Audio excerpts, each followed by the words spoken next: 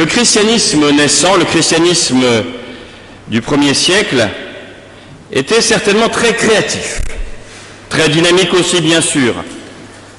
Rappelons d'abord que jusque vers les années 120, 130, c'est-à-dire pendant un siècle, le christianisme est considéré comme un mouvement juif parmi les autres, notamment à côté de celui des pharisiens, qui est le seul autre mouvement qui demeure après la chute du temple en 70. Il y a donc deux mouvements juifs, le mouvement chrétien et le mouvement pharisien. Mais ce mouvement chrétien, qui va devenir donc au IIe siècle une autre religion, veut déjà, et dès les origines, opérer une vraie révolution par rapport au reste du judaïsme.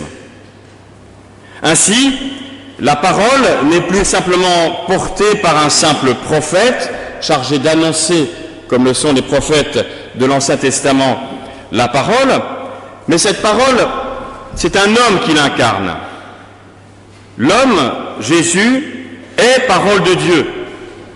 Alors cela donnera très rapidement d'ailleurs bien des débats qui ne sont jamais clos au XXIe siècle d'ailleurs, qui vont se développer, notamment à partir du IIe siècle, sur la nature du Christ. Est-il uniquement un Dieu, uniquement un homme? Est-il les deux? Selon quelle proportion? Bref, tous ces débats sont en tout cas la trace de cette richesse et de cette volonté de refonder, comme l'on dit souvent aujourd'hui, de refonder autrement donc la foi et la religion. Du coup, lorsque l'on refonde, et on le voit régulièrement dans la vie politique d'ailleurs, on veut faire évoluer les notions et donc le vocabulaire. Quasiment tous les partis ont, à un moment donné, voulu, par exemple, changer leur nom pour dire qu'ils se refondaient. C'est un grand classique. Mais ici, cela va plus loin. Ainsi, vous l'avez entendu d'ailleurs dans cette épître de Paul, il dit bien que vous soyez juif ou grec, c'est-à-dire du peuple juif, ou goy, c'est-à-dire non juif, nous avons été baptisés. C'est-à-dire qu'on va déplacer dans ce mouvement chrétien la notion de peuple vers une nouvelle notion qu'on va appeler l'Église. Et je le rappelle encore ici, ce mot d'ecclésia, que l'on traduit donc par Église, a été emprunté, une fois encore, au vocabulaire politique de l'époque, puisque ecclésia, c'était, dans la Grèce antique, la communauté des citoyens libres d'une cité. Communauté donc des citoyens libres. En même temps, communauté est fondée sur une liberté. Quel plus beau mot pour dire la fraternité et ce qu'est une église, une communauté, encore une fois, j'insiste, c'est-à-dire vraiment être ensemble et en même temps avec cette liberté qui génère aussi de la diversité. Et vous savez combien ici à Batignolles, la diversité est notre marque de fabrique et on y tient. Mais en même temps, le mot ecclésia, sa racine grecque, vous savez que j'aime bien travailler sur la racine des mots, veut dire mot à mot être appelé vers dehors. C'est-à-dire qu'il y a une notion non seulement de communauté, de vie fraternelle, mais une sorte d'appel à témoigner vers l'extérieur. Il y a donc, vous voyez, cette double notion dialectique d'avoir en même temps cette vie communautaire que nous vivons là aujourd'hui pendant ce culte, et tout à l'heure avec la galette, et puis en même temps, nous sommes les uns les autres appelés à témoigner de cela vers l'extérieur des murs de ce temple des Batignolles. Du coup, on va aussi développer dans ce mouvement naissant la notion de fraternité qui est nouvelle, parce que la fraternité est sans racine commune. On n'est pas frère parce que l'on vient du même endroit ou de la même famille, ce qui est le sens normal du mot frère et sœur, mais on est frère et sœur parce qu'on partage la même conviction, la même foi. Et je redis ce même verset, que vous soyez juif ou que vous soyez grec, que vous soyez, excusez-moi, africain ou européen, nous avons été tous baptisés. Et c'est cela qui fait notre fraternité. Nous avons une fraternité multicolore, très diversifiée, qui n'est pas une fraternité de jumeaux, et c'est tant mieux. Rien ne serait plus ennuyeux qu'une église de jumeaux où tout le monde est d'accord et tout le monde pense la même chose. Ici, au moins, je vous le garantis, vous ne pensez pas, nous ne pensons pas la même chose, si j'en crois les réactions à certaines de mes prédications. Et c'est tant mieux. Voilà, comme ça c'est dit. Mais en tout cas, Cette fraternité, elle est nouvelle et elle est dynamique. Seulement, il faut l'organiser. Et c'est là que va intervenir cette notion essentielle, centrale, des ministères dont parle Paul, de cette manière de servir, toujours encore une fois, de servir en même temps la communauté et tourner vers l'extérieur. On déplace donc la notion, depuis le judaïsme. Vous savez que dans la religion d'Israël antique, c'est-à-dire avant l'exil du VIe siècle, avant Jésus-Christ, la religion d'Israël était fondée sur la complémentarité déjà, mais la complémentarité des tribus, puisque par exemple pour les plus grands sacrifices, dans, mettons, 10e, 11e, 12e siècle avant Jésus-Christ, il fallait que chacune des tribus puisse apporter sa contribution, et que sans la contribution même de l'une des tribus, cela ne pouvait pas fonctionner. Donc on avait bien une complémentarité déjà, mais des tribus. On a évolué après l'exil vers l'idée de complémentarité toujours, mais de complémentarité des fonctions. Il y avait des prêtres, les Kohénim, et les Lévites. Il y avait comme ça, cela des fonctions, mais qui étaient quand même encore fondées sur une notion d'hérédité. Le rituel aussi déterminait la pratique religieuse, sous la forme d'une forme donc de loi religieuse. Mais là, le christianisme de Paul fait évoluer les choses, puisque le cœur de la religion, ce n'est plus pour le christianisme la loi, ce n'est plus la pratique, ce n'est plus le rituel, mais c'est la grâce et c'est la foi. La religion est au service de la foi. Et le témoin, la religion est le témoin de la grâce, mais pas l'inverse. On n'entre pas dans une église pour, mais on entre dans une église parce que Dieu nous aime. Cela change toute la dynamique. La religion n'est plus d'abord une pratique, mais d'abord une foi. Du coup, il faut évidemment organiser cette vie de foi, communautaire, fraternelle. Et le christianisme naissant va donc aller encore plus loin dans l'idée de fonction et développer cette notion de ministère au service de la communauté et au service du monde. Quelques remarques sur ces ministères. Désormais, dans le christianisme naissant, et encore aujourd'hui, évidemment, les fonctions, les ministères ne sont plus héréditaires. Oh, j'ai bien vu une exception dans ma vie, que je vous raconte cette anecdote. Alors que j'étais étudiant en théologie, je faisais un stage avec un éminent collègue que j'aimais beaucoup d'ailleurs, Georges Philippe, à Tours. Il y avait dans le temple de Tours une plaque indiquant, comme cela se faisait parfois dans certains temples, et encore aujourd'hui on en trouve aussi, la liste des pasteurs. Il y avait un pasteur qui était resté, c'était déjà pas mal, 35 ans dans la paroisse de Tours. Mais le plus fort, c'est que son fils lui a succédé et que lui est resté 36 ans, il l'a battu d'1 an. Ça veut donc dire que pendant 71 ans, vous vous rendez compte, 71 ans, on avait une généalogie de pasteurs. Mais c'est l'exception évidemment qui confirme la règle.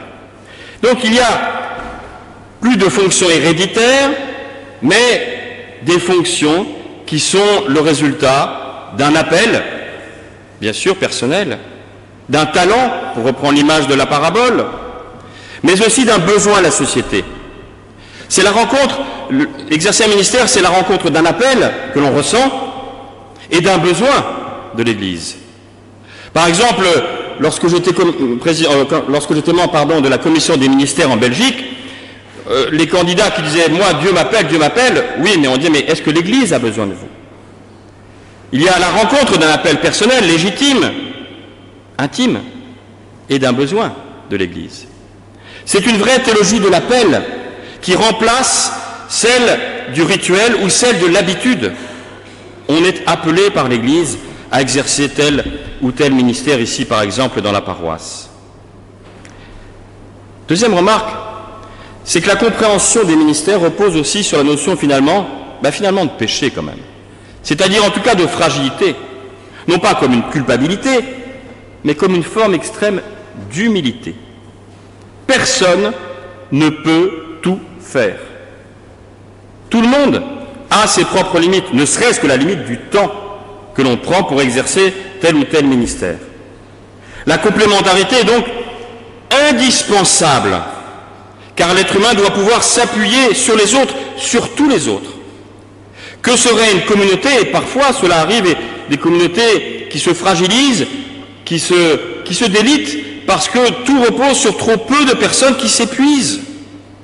Il faut donc, et c'est aussi ce que je vous dis, une forme d'appel à donner chacune de votre temps pour l'un des ministères dans notre Église, afin que celles et ceux qui exercent ces ministères ne s'y épuisent pas. Lorsqu'on vient dans l'Église, ou lorsqu'on vient au service de l'Église, avec des pieds de plomb, avec la fatigue chevillée au corps, il y a quelque chose qui ne va pas. Lorsque l'on vient dans l'Église ou au service de l'Église, avec enthousiasme, étymologiquement être en Dieu, là on se dit que peut-être on est dans le juste, dans le bon. Il existe différentes nécessités dans une vie de communauté, et donc différents ministères.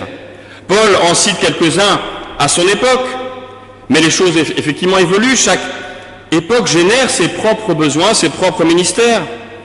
Il y a bien sûr le ministère de la prière, de la louange, c'est-à-dire par exemple de l'animation du culte, des prédicateurs laïcs, mais aussi de la musique, je remercie Thomas, de la chorale, je remercie Thomas, puisqu'ils ont le même prénom, mais même aussi les fleurs, préparer le pain, le vin, faire le ménage du temple, tout cela, ça fait partie, ça contribue au ministère de prière, ainsi que bien sûr le groupe de prière.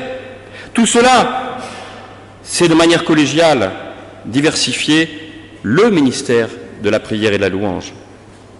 Il y a aussi bien sûr le ministère de l'enseignement, de la prédication évidemment, mais de la catéchèse, de la formation aussi des futurs responsables, donc de l'enseignement théologique dans les facultés, aussi la formation que nous pouvons faire ici, par exemple les 21 siècles de théologiens ou les études bibliques. L'enseignement, c'est l'idée que chacune doit pouvoir réfléchir aux mots qu'il met sur sa foi, aux mots qu'il utilise pour comprendre l'image qu'il a de Dieu. L'enseignement est quelque chose d'essentiel. Que serait une église où il n'y aurait plus d'études bibliques, où il n'y aurait plus de formation, où l'on ne ferait que chanter, ce qui est bien, et Thomas ne me dira pas le contraire, mais cela ne suffit pas. Mais que serait aussi une église où il n'y aurait plus que des études bibliques et où on ne chante plus? Ça va comme ça, j'ai équilibré les choses par rapport à toi. Donc en tout cas, vous voyez, cette complémentarité des ministères est essentielle. Mais il y a aussi, et Paul le dit, un service tourné vers l'extérieur, ce que l'on appelle le ministère diaconal, le service fraternel, qui bien sûr est aussi d'abord un service à l'intérieur de la paroisse. Le service diaconal, c'est celles et ceux qui préparent les repas, celle qui tout à l'heure a fait cuire les galettes pour tout à l'heure, celles et ceux qui font des visites aux paroissiens isolés qui ne peuvent plus, par exemple, venir au culte, celles et ceux qui accompagnent, et ça fait partie aussi du ministère pastoral bien sûr, qui accompagnent les situations personnelles parfois douloureuses que l'on peut avoir ou traverser. Mais c'est aussi, et vous le savez, j'ai à peine besoin de le dire ou de le redire, une aide tournée vers nos frères et sœurs en humanité, car nous avons étendu la fraternité à l'universel. Nous avons aidé bien des réfugiés ici, bien des migrants. Nous aidons ici avec la domiciliation les personnes qui ont besoin d'une adresse postale et qui ont d'ailleurs très souvent aussi besoin, et peut-être surtout besoin, d'une relation humaine, de conseils, d'être orientés, d'aller là où ils doivent aller pour faire valoir leurs droits. Tout cela est un service qui participe encore une fois du ministère global de l'Église. Il n'y a pas de ministère supérieur aux autres. Il y a aussi le ministère, bien sûr, de coordination de ce qu'on appelle le gouvernement de l'Église, ce ministère collégial du Conseil presbytéral, qui encore une fois, et je sais que le Conseil presbytéral ici le sait bien, n'est pas un ministère de pouvoir par définition, mais bien de service. Nous sommes, avec le Conseil presbytéral, au service, évidemment, de la paroisse. Et puis, il y a aussi tous ces ministères tournés vers l'extérieur, de la communication, et je me tourne sur celui qui est en train de filmer le culte, mais aussi l'écriture d'articles, participation à la radio, bref, tout ce qui nous permet de nous tourner vers l'extérieur et de dire une parole de sens, de vérité, sans doute peut-être, nous l'espérons, mais en tout cas de sens, vers l'extérieur, vers celles et ceux qui ensuite peuvent nous rejoindre. On pourrait, presque à l'infini, augmenter cette liste. Chaque époque génère ses propres ministères. Par exemple, aujourd'hui, je l'ai dit, celui de la communication. Mais chaque époque aussi, par ses drames, génère de nouveaux ministères. Les chrétiens, on en parlait hier en parlant de Karl Barth, les chrétiens qui ont résisté au nazisme dans les années 30 en créant l'Église confessante, c'était le ministère de l'Évangile. Martin Luther King, lorsqu'il se dresse contre cet apartheid américain, c'était le ministère de l'Église et de l'Évangile. Lorsque Desmond Tutu dirige ces commissions de vérité et permet aux Noirs et aux Blancs qui ont vécu dans l'apartheid le plus abject en Afrique du Sud, permet quand même de se parler, c'est le ministère de réconciliation. Lorsque le père Émile Choufani, prêtre de nationalité israélienne et arabe lui-même, vivant à Nazareth, essaye de faire en sorte que arabes et juifs, mais aussi avec une dimension religieuse, musulmans, chrétiens et juifs, se parlent sur cette terre où l'on se déchire et organise même des écoles pour former les enfants ensemble plutôt que séparément, c'est le ministère de l'Évangile.